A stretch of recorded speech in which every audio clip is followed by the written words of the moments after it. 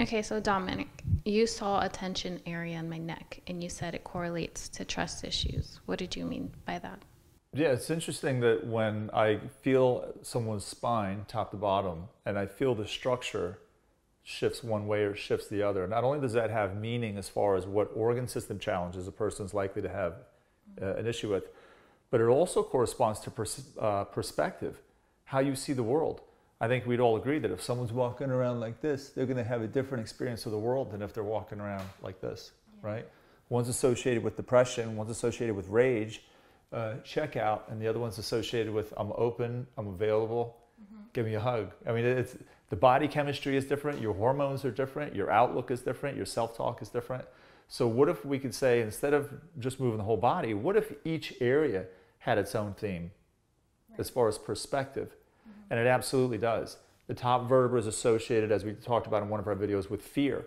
Everything is fear. Am I safe first? Everything is fear and safety. It's not a matter of if it's going to happen, but where? Where's it coming? 24/7, it's fear and anticipation. So no wonder that if someone has that pattern, it's going to lead to anxiety and other things. So when we talk about the fifth vertebra, which is the area that I was referring to, that area is associated with trust. Trust in relation to other people. They just don't trust people. And when that area is not only tight and pushed back, but even twisted to the right, it's almost as if your body's making room for more tension. That's why it distorts. So the more tension, the more that feeling or experience of it's not safe to trust the people is even amplified. So it's borderline paranoia. Right. So they just don't trust people. So if you're going through life and your self-talk is, I don't trust them, I don't trust them, I don't trust them, that's going to be tough. That's a tough way to go through life. And it's not accurate. But if that's the way you see it, it's true for that person. So if we want to go through life and be open to life and open to receiving people and having them receive us, because life's a mirror. If you don't trust other people, I promise you what they're feeling coming from you, they're mirroring back at you. Life is always a mirror. So we go to work on that area. We do the consciousness exercises in that area to free up the muscle tension. I work with it with network care to get breath moving through there. So it's normal to shift into, hey, can I trust this person or not?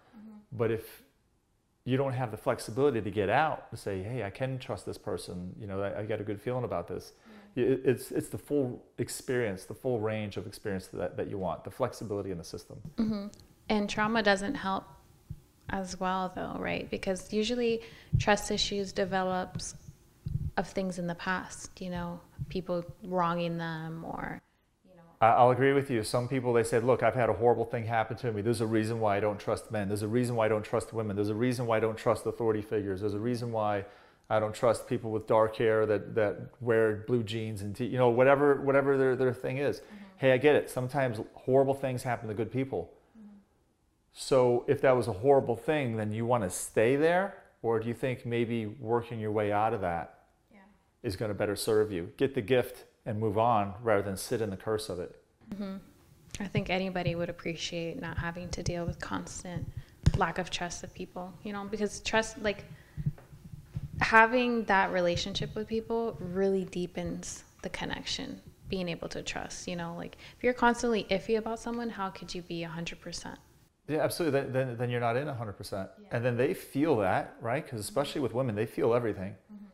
Then you're getting the same in return. And you wonder why you're having these superficial relationships where you don't feel connected.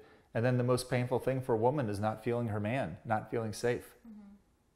So that's definitely something that is going to serve both men and women to get into dissolve. Men, because if you're not trusting, then she feels that and you're going to get the same from her, right? And then if a woman has that and you're going to attract your mirror, then that's not the ideal scenario.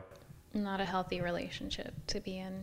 It's going to make it tough to get into a relationship. And if we truly attract our mirror, why would you ever want to attract that? I've struggled with that. Like you said, like my side was ridiculous. It was like a huge bar. I'll put it on the screen. It's a huge line of just black. Carolyn's referring to the muscle tension scan. So we have an EMG and a muscle tension scan that maps out the tension at each segment. And with that area, not only did I feel it, it's easy to feel, But also the scan measured a huge bar on that side showing this tremendous amount of tension there, which means you're likely to attract a relationship, your mirror, right? Which is someone that has trust issues. But here's the thing, when someone has that area, it's either played out through the organ system or the emotional system, right? So even if the person says, oh, I don't have that, I don't play that out. Okay, well, great. Where's that tension going? Yeah. Then it's getting dumped into the organ system.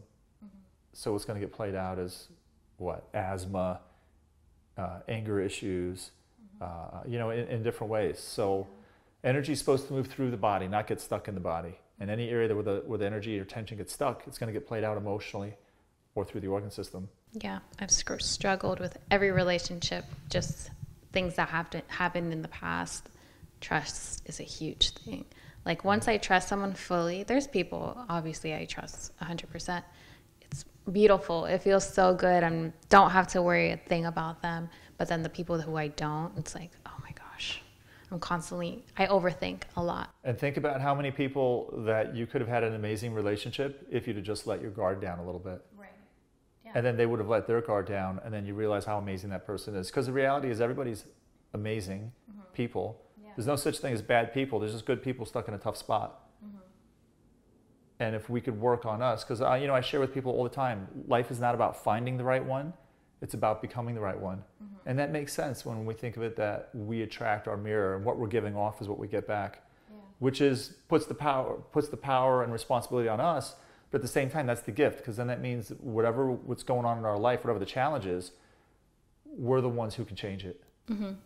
I agree. I always think about that. I'm like, sometimes I think, oh, I hate that I have trust issues. I hate that I feel like I can't 100% be